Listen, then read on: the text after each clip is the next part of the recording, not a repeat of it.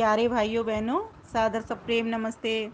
सत्यात प्रकाश पाठशाला के अंतर्गत हमने सर्वप्रथम 7वां और 9वां समुल्लास पढ़ा, फिर 8वां समुल्लास पढ़ा।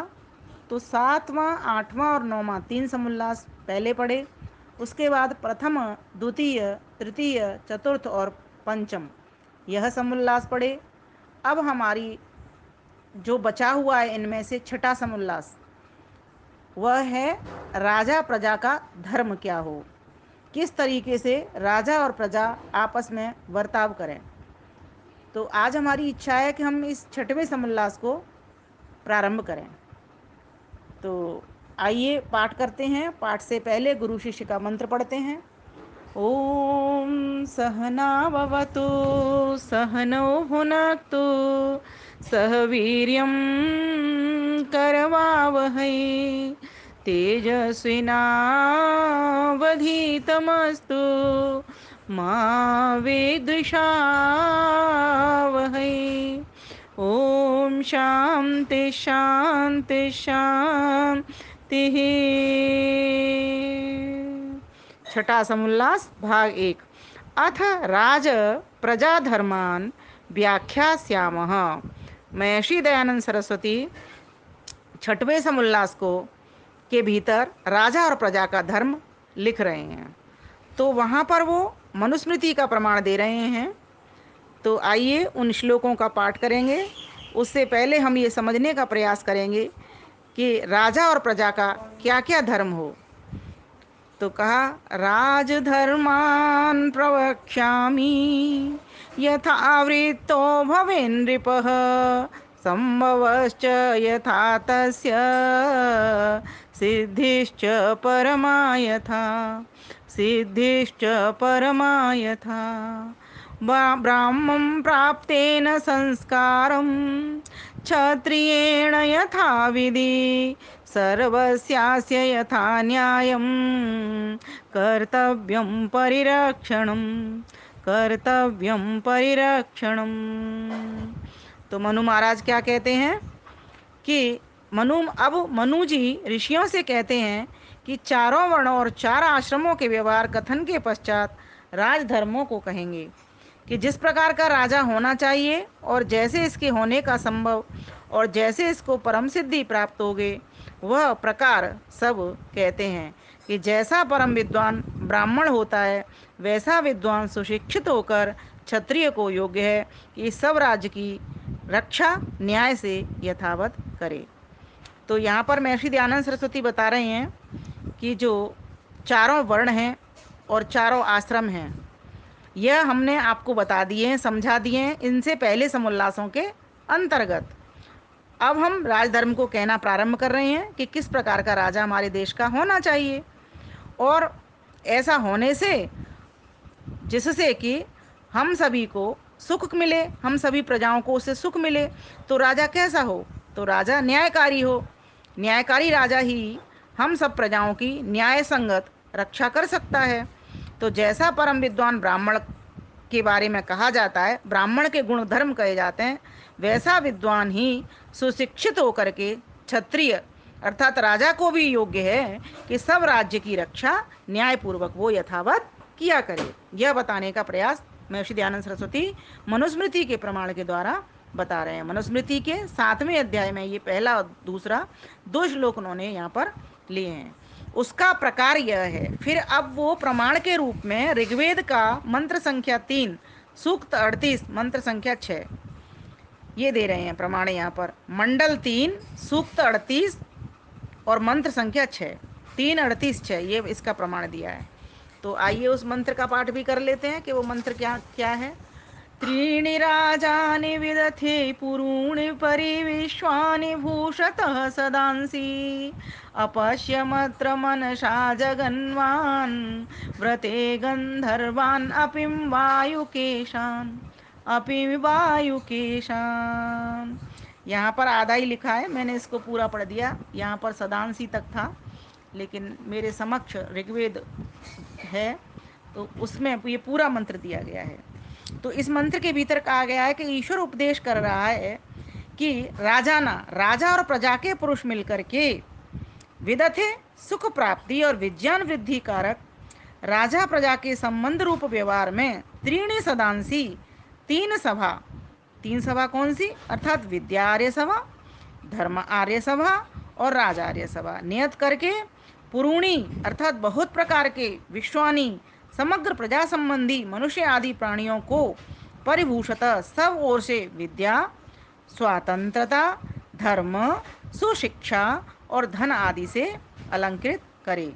तो वहाँ पर मैं यहाँ पर महर्षि दयानंद सरस्वती लिखते हैं कि ईश्वर का ये उपदेश है। देखो ऋग्वेद क्या कहता है इस विषय में कि राजा और प्रजा दोनों मिलकर के किस प्रकार का बर्ताव करें। तो दोनों ही सुख की वृद्धि करें, विज्ञान की वृद्धि करें। दोनों का संबंध व्यवहार इस प्रकार से हो कि वो एक दूसरे की सुख के लिए विचरण करें। जो राजा के आदेश है उनका नियमों का पालन प्रजा करे, और जो प्रजा के लिए आदेश हुआ है प्रजा उसको बखूबी निभाए। तो इसके लिए क्या करना होगा, तीन सभाएं बनानी होंगी। तो तीन सभाओं के नाम दिए यहाँ। एक तो विद्या आर्य सभा बनानी होगी जिससे विद्या का प्रचार प्रसार होगा और विद्या के सुख से सबको सुख बढ़ेगा।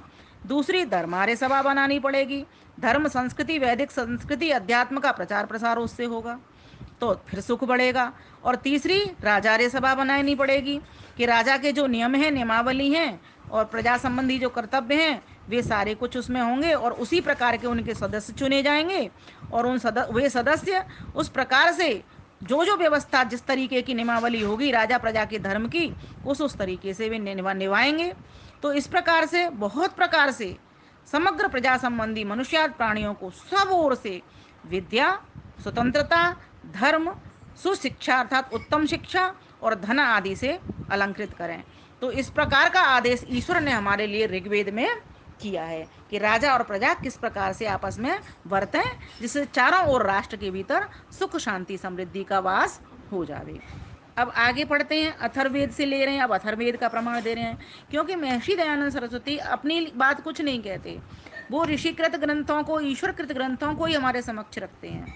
तो मनुस्मृति का पहले उन्होंने कोट किया, तत्पश्चात उन्होंने ऋग्वेद मंडल का दिया। अब उसके बाद में अथर्ववेद कांड का भी बता रहे हैं कि अथर्ववेद भी कह रहा है। देखो अथर्ववेद क्या कह रहा है, तम सभा च समितिश्च सेना च, सभा समिति और सेना उस राजधर्म को तीनों सभा संग्राम आदि की व्यवस्था और सेना मिलकर पालन करें। तो तीनों सभा जब बन जाएंगी तो ठीक प्रकार से राजधर्म निभ जाएगा।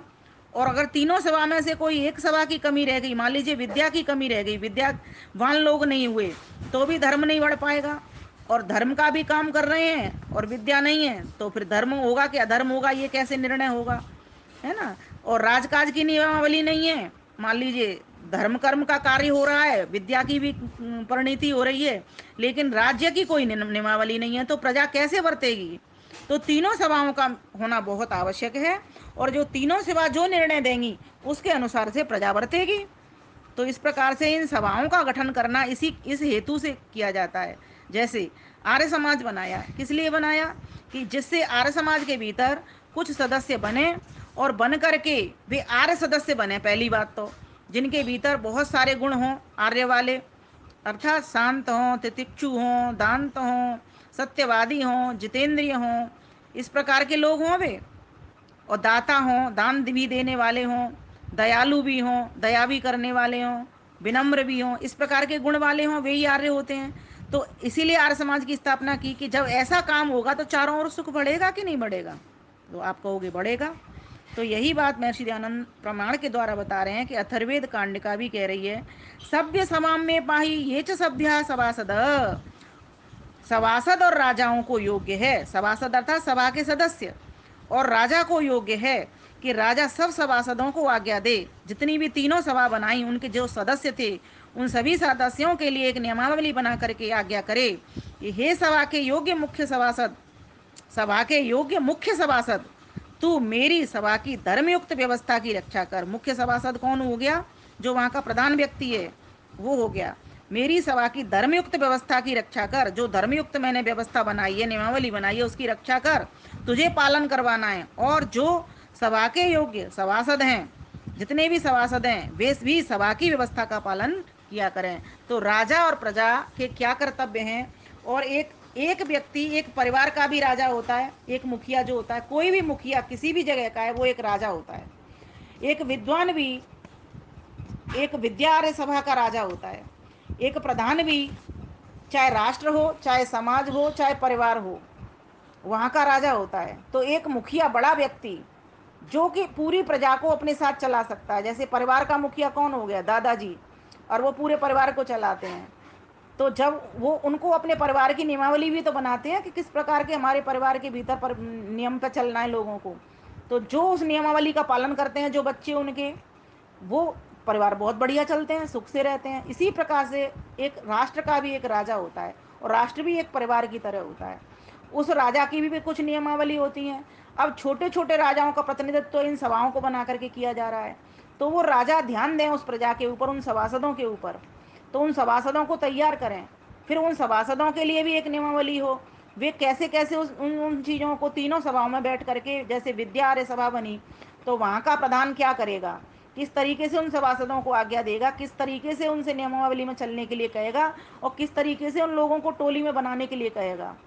तो ये एक बहुत बड़ा विस्तृत एक क्षेत्र है राष्ट्र का पूरे का, और यहाँ बंटवारा करके ही, वितरण करके ही, बंटवारे से मतलब वितरण करके ही किसी भी काम को ठीक प्रकार से किया जा सकता है। और आज भी हम देख ही रहे हैं, राष्ट्र के भीतर मंत्रिमंडल है, ये क्या कर रहा है, कितना बड़ा विस्तार है इसका। और सभी हम नागरिकों का भी, आज हमारे देश में राजतंत्र नहीं है, राजतंत्र होते के साथ मोनोपोली हो जाती है। आज हमारा प्रजातंत्र है, प्रजा को छूट है, कोई भी राजा अपना नियुक्त कर सकता है। तो इस प्रकार से राजा प्रजा अपने अपने धर्म में बरतें, अपने अपने नियमों में चलें, अपने अपने कर्तव्यों को जानें। यहाँ पर यह कहने का प्रयास किया जा रहा है, सभासद और राजा को योग्य है कि राजा सब सभासदों को आज्ञा दे कि हे सभा के योग्य मुख्य सभासद प्रधान, तू मेरी सभा की धर्मयुक्त व्यवस्था की रक्षा कर, और जो सभा के योग्य सभासद हैं वे भी सभा की व्यवस्था का पालन किया करें। तो जितने भी सभा का जो प्रधान है वो भी, और सभा के जो सदस्य हैं वे भी, सभी की सभी इस प्रकार से पालन किया करें। इसका अभिप्राय ये है कि एक को स्वतंत्र राज्य का अधिकार न देना चाहिए, किंतु राजा जो सभापति तदधीन सभा, सभाधीन सभा, तदधीन मतलब उसके अधीन सभा, राजा जो सभापति अर्थात प्रधान, सभाधीन राजा और सभा के अधीन राजा, है ना, राजा और सभा के प्रजा के अधीन, राजा और सभा प्रजा के अधीन, और प्रजा राज्यसभा के अधीन रहे, एक दूसरे के ऊपर निर्भर रहे दोनों। कोई मोनोपोली चलेगी नहीं अगर ऐसा हो गया तो इसके लिए हमारा देश बहुत बढ़िया है। बहुत से देशों में राजतंत्र चलता है, वहाँ राजा की जो मनमानी आती है वो करता है, प्रजा पर खूब अत्याचार होता है। और लेकिन आज हमारे देश में प्रजातंत्र है, इसीलिए ये प्रजातंत्र है कि आज मनमानी राजा नहीं कर सकता, राजा को फटाफट कुर्सी से उतार देंगे अगर ऐसा मनमानी करेगा राजा तो, ठीक है ना। तो ये बहुत ही अच्छा नियम है प्रजातंत्र का होना। और हम इसको राजा प्रजा के जो धर्म है, नियम है, कर्तव्य है, उनका पालन करना चाहिए। यदि ऐसा न करोगे तो कैसा, कि राजा और प्रजा दोनों अधीन रहे परस्पर, तो क्या होगा राष्ट्र के भीतर, तो शतपथ ब्राह्मण की कांड का 13 प्रपाठक 2 हैं, और ब्राह्मण 3 कंड का 7 और 8 ये प्रमाण दे रहे हैं कि क्या होगा फिर। तो कहा, राष्ट्रमेव विषयाहंति तस्माद राष्ट्री विषम घातुकः, विषमेव राष्ट्रायाद्याम करोति तस्माद राष्ट्री विषमत्ति न पुष्टम पशुम मन्यत इति। तो क्या होगा कि जो प्रजा से स्वतंत्र स्वाधीन राजवर्ग रहेगा, तो राजपुरुष राज्य में प्रवेश करके प्रजा का नाश किया करेंगे। इसलिए मोनोपोली एकाधिकार ना करें। इसलिए अकेला राजा स्वाधीन व उन्मुक्त होकर प्रजा का नाशक होता है, अर्थात वह राजा प्रजा को खाए जाता है। इसलिए किसी एक को राज्य में स्वाधीन न करना चाहिए। जैसे सिंह व मांसाहारी पुष्ट पशु को मारकर खा लेते हैं, वैसे स्वतंत्र राजा प्रजा का नाश करता है, अर्थात किसी को अपने से अधिक नहीं होने देता। श्रीमान को लूट खसूट खूंच अन्याय से दंड देके अपना प्रयोजन वो पूरा करता रहता है। तो इसीलिए ऐसा राजतंत्र नहीं होना चाहिए, अर्थात स्वतंत्र स्वाधीन राज सत्ता नहीं होनी चाहिए। उसके लिए कुछ प्रजा के भी नियम हो और प्रजातंत्र होना ही ठीक है। क्योंकि अकेला शेर ही क्या करता है, आक्रमण करता है अपनी पुष्ट पोषण के द्वारा, मतलब अपनी बलवत्ता का प्रयोग करता है, अपनी शक्तिमत्ता का प्रयोग करता है, वहां पर किसी भी पशु को मार के खा लेता है। ये उदाहरण दिया है। इसी प्रकार से, और जब जब ऐसा हुआ है, राजा जब जब इस तरीके से हुए, राजतंत्र जब जब चला, जहां जहां जिस देश देश में चल रहा है और चला था, वहां वहां पर आप देखिए किस तरीके से प्रजा को परेशान किया जा रहा था। राजा अकेला खाता रहता था, भोग विलास में डूबा रहता था, प्रजा की कोई चिंता ही नहीं थी। तो यहाँ महर्षि दयानंद सरस्वती बता रहे हैं कि राजा और प्रजा का धर्म क्या हो, राजा कैसा बर्ताव करे, राजा की क्या सत्ता हो, राजा के क्या अधिकार हों, किस तरीके से राजतंत्र होने में क्या नुकसान है और प्रजातंत्र होने में क्या भलाई है। तो आज के लिए हम इसको इतना ही रखते हैं। ये राज प्रजातंत्र जो धर्म विषय है ये लंबा विषय है। इससे पहले समुल्लास थोड़े छोटे थे, लेकिन ये थोड़ा बड़ा है। तो समझते समझते इसको पढ़ेंगे और सभी इसका लाभ उठाएंगे, क्योंकि व्यक्ति को इन चीज़ों की भी समझ होनी चाहिए, तभी सुख बढ़ेगा। कि हमारा राजा कैसा हो और हमारी हम लोग प्रजा कैसे हों और किस तरीके से चुनाव हो, ये बहुत ही अच्छा विषय है। राष्ट्र के भीतर अगर सुख समृद्धि शांति हम चाहते हैं तो हमको इस विषय को समझना ही होगा। आप आज के लिए इतना ही। आप सभी का धन्यवाद। वीडियो को खूब साझा करें, लोगों को ये सच्चा शुद्ध ज्ञान सत्यार्थ प्रकाश का, जिसका कि मतलब अर्थ ही होता है सत्य अर्थ का प्रकाश करना, साझा करें, जिससे सभी के ज्ञान में वृद्धि हो और सभी को सुख बढ़े। क्योंकि हम सभी को अपनी ही उन्नति से संतुष्ट नहीं रहना है, किंतु सबकी उन्नति में अपनी उन्नति समझनी है। इति ओम शम।